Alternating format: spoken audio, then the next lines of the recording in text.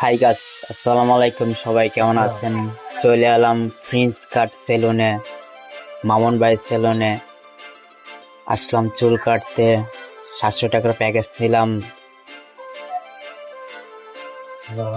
এখন দেখেন চুল কাটতেছে ভাইটা। আরেকবার আসছিলাম, তখন ভিডিও করতে বেশি একটা পারিনি, একা একা ভিডিও করছিলাম। এখন লোকে একজন ক্যামেরাম্যান নিয়ে আসলাম, তাকে বললাম ভাই ভিডিও করে দিস।